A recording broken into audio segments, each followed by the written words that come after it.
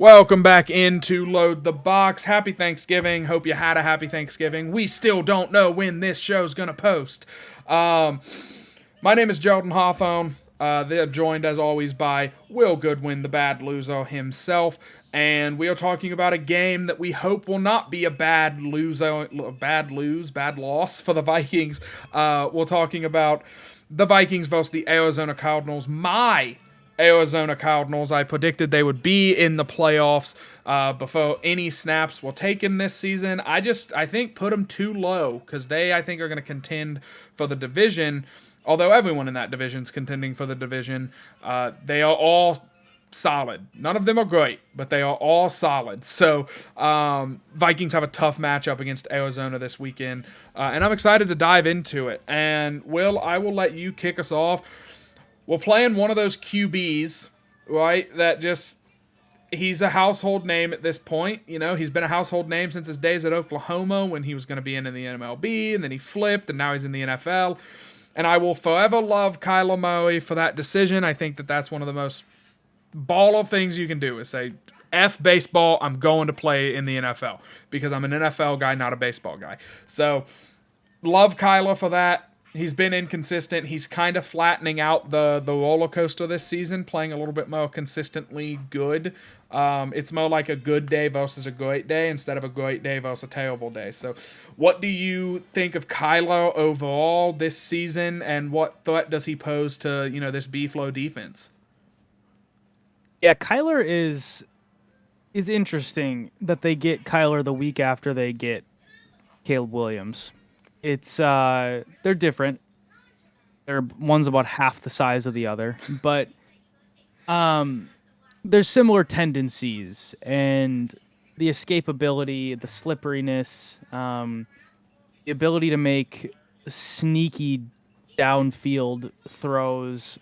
It's just he's a challenge, and he is now finally, like you were saying, in a system that really accentuates his strengths, limits his weaknesses, and it got him rolling in the right direction. I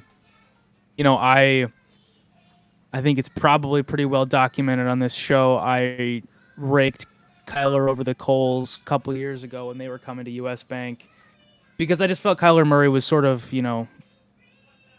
flashy with no substance and couldn't win important games, and maybe that's still true. Maybe he can't win important games, but I think this season has shown that he has taken a step in his career. I think there's an ability he's shown an ability to stay more committed to the craft, and he's improving. He's getting better.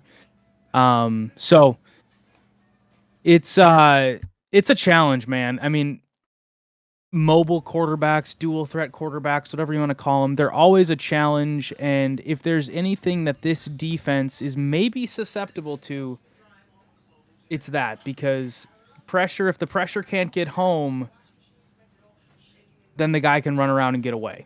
We saw that a little bit with Caleb Williams on Sunday. So from your perspective, what is, if we're going to stick with this Cardinals offense, what is the main strength of the offense in your opinion, and what are the Vikings going to have to shut off if they want to keep this winning streak going?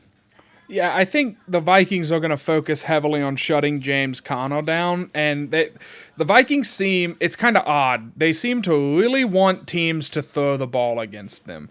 It's like every week they just are super committed to, you will not run the ball, and we're going to put you in passing downs. And it makes sense. I shouldn't say it's odd that they want that. The strength of the defense, in my opinion, is the pass rush. So they want, Grenard, Van Ginkel, Dallas Turner. They want these guys on the field, pinning their ears back, gunning for the QB, not having to worry about, is this going to be a draw on 3rd and 3? No, like F that, get them in 3rd and 10 and get after them. So I think they're going to continue with that path.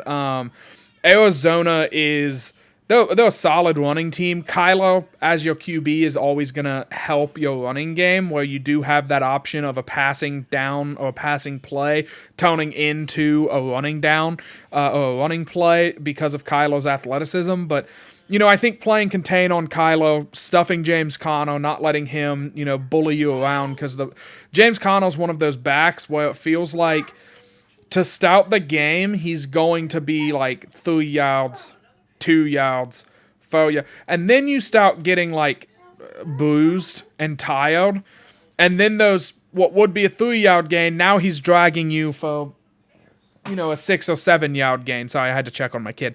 Now he's dragging for a 6 or 7 yard gain. Now it's a 20-yard gain. Holy crap, they're in the red zone, and he just punched it in for a touchdown. So stopping that's going to be important. One thing I have to bring up, if you've watched any Arizona games this season, it feels like every time the broadcast brings up, yeah, they kind of suck at beating man coverage. Like, they really struggle with man coverage. And I think the reason for that is Marvin Harrison Jr. is not the fastest. He's very talented. He has great ball skills. He's very good at reading zones, and he's shifty. He's not very fast. So if you man him up and you play good man coverage, he's not just going to beat you one-on-one deep with his legs. Now, watch, I say that, he'll catch like 2 80-yard touchdowns or something against the Vikings. But and he really is, it's him and McBride are the two real targets that they go after. They have other guys, as every team does, but they all just kind of, they're good at finding the hole in the zone, making a play on the ball, that kind of stuff. So, and then when a tight end is like your second best pass catcher, yeah, you're not going to want, Josh Metellus manned up on McBride, because that's going to, McBride's not outrunning Metellus, you know what I mean? So that's kind of what I see from their offense, but I'm interested, flipping it around. Well, and we should highlight that too. I mean, Trey McBride, for those who are not aware of his game and familiar with his game, the dude is a tight end. He played college football at Colorado State. So this is probably a guy that you've never heard of, don't care about. He plays in the NFC West.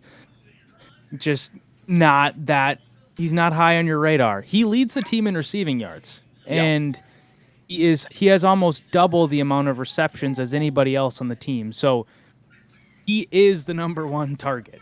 And he's been targeted the most. He's had the most catches. He has the most yards. He has the most first downs. He strangely has not scored a touchdown. That's a little weird. But other than that, weird. I mean, he has been Kyler Murray's lifeline. So having some eyes on him is going to be important. So you can't just let him and James Conner paper cut you to death all day. Flipping on the other side of the coin here, Jordan, and you made mention to those who have not watched a Cardinals game. I am one of those people.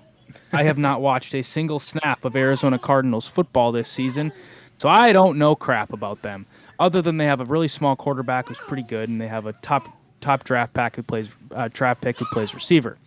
So, tell me about Budda Baker and that defense, and what makes them, in your opinion, pretty good, but not great.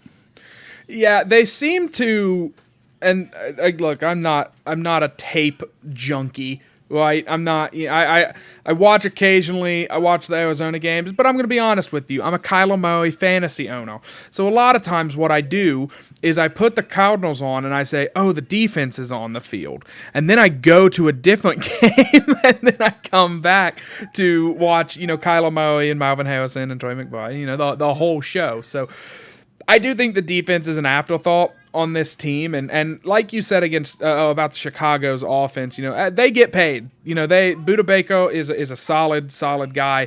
I haven't seen them. They don't feel like the Vikings, where it's like they are winning games because of their defense. But what their defense seems to excel at is once Arizona gets to a lead, they like to start getting after the QB. And I'm not saying they always come home with sacks or anything like that. I'm just saying, like, they do seem like a front-running defense where they want to get ahead and they want to tell their corners to just play, balls to the walls, risk it all type of football to really, okay, if we get bumped, who cares? We're up, 3 possessions. If we don't get bumped, we're going to get a pick six. So, we're going to make a big play. So they do feel like a very splashy, explosive defense, but I have a lot of confidence in Kevin O'Connell, especially kind of feels like he's in his bag the last couple of weeks. So I have a lot of confidence that this game at best is going to be, Vikings blowout, the defense comes to play. At worst is going to be a shootout where, the Arizona does what they do best, which is play good offense, and the Vikings offense has to contend with that, and we end up having a really fun, entertaining game. Who knows which way it goes, but fans at US Bank will definitely be happy for most of the game. It'll be a good game to watch. But yeah, the defense, they don't spark massive fear in me. I don't know. I know you're more of the analytic, the stats guy. I'm curious to what you have pulled up. You're probably about to say like, actually, Jordan, they suck at everything you just said. So.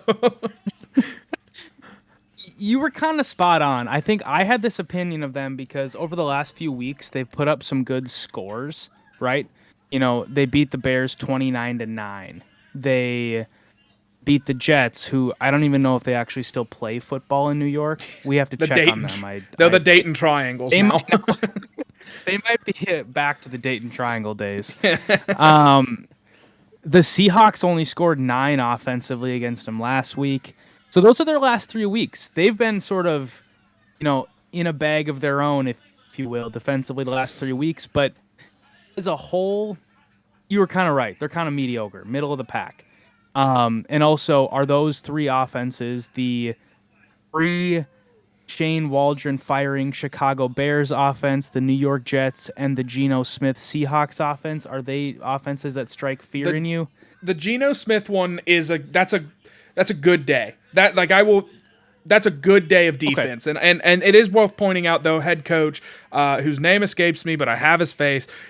He was I think Philly's defensive coordinator. So they do have a defensive coach that's, he wants to play good defense. So that's worth pointing out. Yep. Yeah, and I think that's a good point. So, aggregate numbers versus what's more recent. Pick your poison on what you think is maybe more important to highlight. They also held the Rams to 10 points earlier in the season. So this isn't a, juggernaut of a defense, but I think they have enough players, and Budda Baker's kind of the centerpiece of that, but where they can at least make the day a little bit uncomfortable for the offense. Jordan, you already made your prediction in private on the game. I will make mine now. So I think something that needs to be pointed out with this series with the Arizona Cardinals. The Vikings have played the Cardinals 30 times in their history. The Vikings have won 18 of them. The Vikings have won the last 11 that have been played in Minnesota. That's even more than that. Remember that 49ers streak where it was like 8 straight? Yeah, it's Vikings like a 30-year streak or something, but it's only like 8 games. It's wild. Yeah, I mean, you don't play as many games against that division, right? The Vikings haven't lost to the Cardinals in Minnesota since 1977. What? And at that point, the Cardinals were called the St. Louis Cardinals, not the baseball team. The Dayton Triangles? They were a football team. So I don't think that's going to change, Jordan. I think this Vikings team is starting to find their stride a little bit, and I think that's maybe a little bit worrisome for the rest of the NFC. Whereas, I don't know about you, I don't think anybody is really paying attention to the Vikings really anymore. After they lost those couple games midseason, it felt like, okay, now we're going to focus on the Lions. And, hey, rightfully so. That team is awesome. The Eagles are coming on, and Saquon Barkley should win MVP, in my opinion. But the Vikings are right there. Their defense has been humming all season, and their offense, as they've started to protect the ball a little bit better here, and Darnold is kind of settling his feet down, I think this offense is going to become a problem again, and they've been getting better and better. It's going to be a Vikings win at home again for the 12th straight time against Arizona. Let's say final score 20-17. It's going to be a tight one. We're going to go 23-20. And game ball, we're going to go Jalen Naylor. He is someone that has been a little bit maligned. He has had a couple drops that should have been touchdowns. Yep. It was interesting. Kevin O'Connell actually called out today on his radio spot with PA that almost touchdown that Addison had on the deep shot where he got mugged like midair and still caught it. That was the same route that Naylor ran where Naylor dropped it in Tennessee. So, that's funny. rough day for Jalen Naylor, but I just think that this offense is going to continue to be forced to beat you with people other than number 18. And although I do think Jefferson's going to have a big day, you can't keep the guy down for too much longer. I think they're going to continue to rely on ancillary parts, and whether that's a Brandon Powell or a Jalen Naylor, I'm going to throw my hat in the ring for Jalen Naylor because he still has the belief of the coaching staff, and he continues to get the snaps. He scored again on Sunday, and this could be a sneaky big Naylor performance. Yeah, I have a couple of things that I want to say quickly before I do my prediction and everything.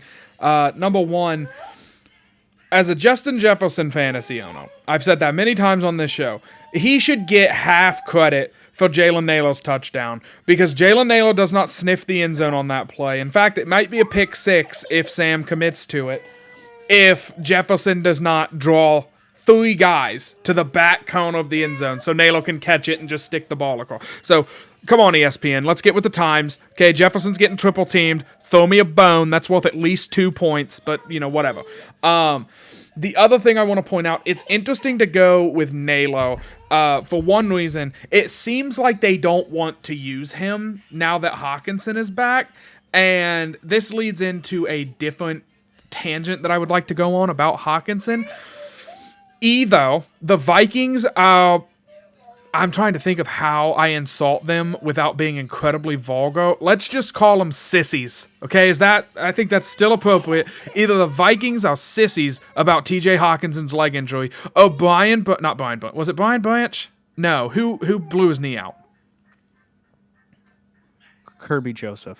Yes. Oh, Kobe Joseph is the nastiest football player of all time, and the Vikings should trade for him because that's a weapon. If you can eliminate a player for 2 seasons, I know it's dirty, but screw it. Well, clearly we need him because that's something. If Hawkinson is still at a point where he can only play about 50% of the snaps because of the Kobe Joseph hit, and it's actually because of that hit, that's a problem trade for Kobe Joseph. If it's what I think it is, and it's the Vikings are just trying to ease TJ Hawkinson back into the swing of things, and he's trying to, we'll let him take 25% of the snaps, and now we'll do 28%, and they'll slowly, we don't have time to slowly walk him back in, man. Every week is like a playoff game. It's not like a playoff game because we're not going to get eliminated, but every week has huge playoff implications because any minute now Detroit can slip up, and the second Detroit slips up, the Vikings control their own destiny. We win out and Detroit loses 1, we can be the 1 seed, ladies and gentlemen. So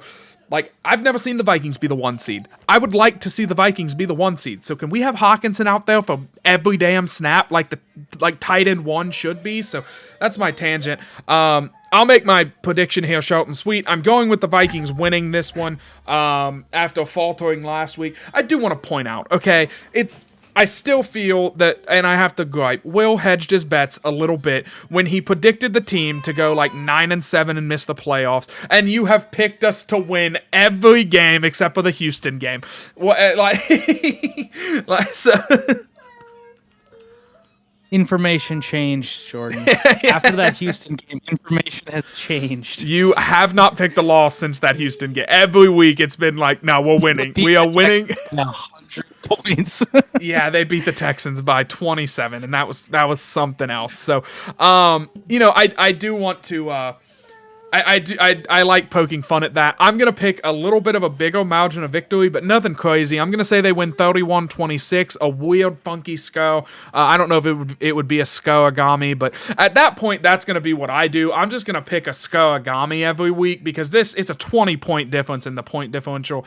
You're up 2 games in the overall record prediction, and I don't know how many we're going to disagree on down the stretch here, man. I'm going to have to pick like Green Bay and Detroit to be losses. I would assume you'd pick those as wins, but we'll see what happens. But I have it 31-26. I'm going Andrew Van Ginkel for one reason only. He's getting an interception, and he's taking it to that. He's scoring another touchdown. I'm telling you, I think it's happening. I think he's going to house one. Teams are still throwing quick screens against the Vikings. Gurnard almost had one. If Caleb didn't pull it down and then throw it, Gurnard had a chance to have a pick 6 last week.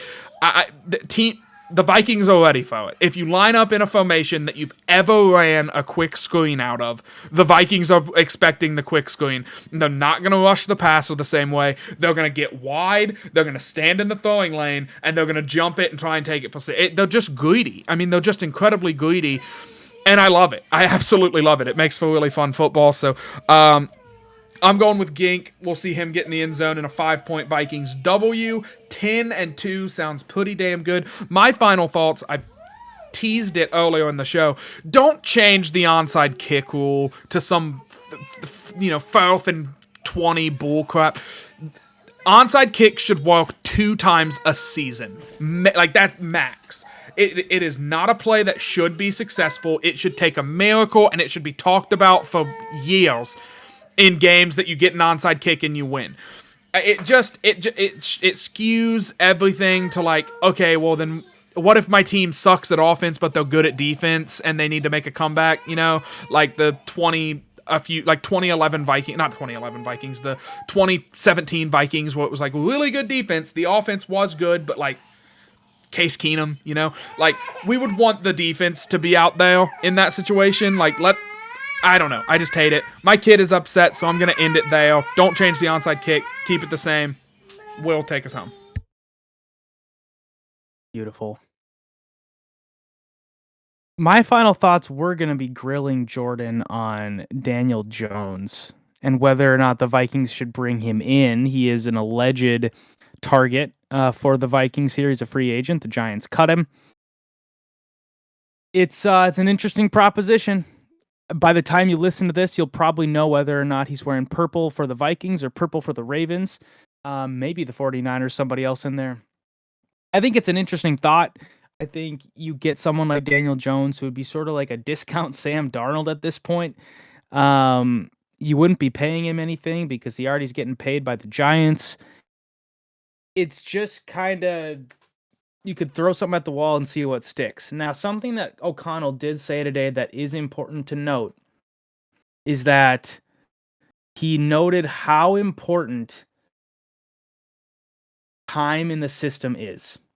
And that's something that Nick Mullins has and that Brett Rippon, frankly, has now as well. So do you want to bring a guy 12, 13 weeks into the season into your locker room in a playoff hunt?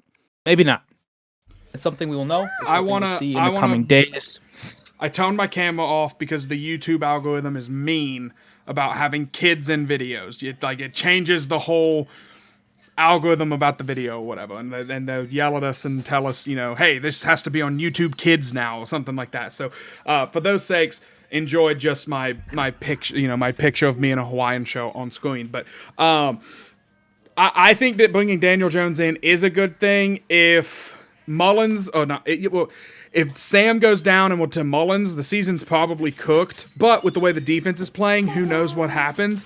So I like the idea. Let him learn the system. He probably gets up to speed within like a month. And then we're talking about if Sam does, God forbid, go down while the Vikings are sitting with 12, 13 wins. Okay, Daniel Jones, let's see what you can do. Maybe you can do like a Nick Foles playoff run where no one expects anything. And all of a sudden, you have a statue outside of US Bank Stadium because you won a Super Bowl. And it would make the transition to J.J. McCarthy a little easier if we won the Super Bowl with Danny Dimes as opposed to Sam Darnold, because Sam has played well this season. So June is saying hello. Hello, audience. Hello, Will. Will, I'll let you finish up. I wanted to voice my 2 cents. Fantastic. That's what I was looking for. We'll be back next week again, hopefully on our more regularly scheduled rhythm. Vikings Cardinals, and then after that, oh baby, it's the Kirk Bowl, and it's a noon start, just like Kirk likes it. It's gonna be a blast. I am really interested to see the Kirk reception that he gets from the purple crowd, but that's in the future. We'll talk again next week. Happy Thanksgiving, y'all. Skull.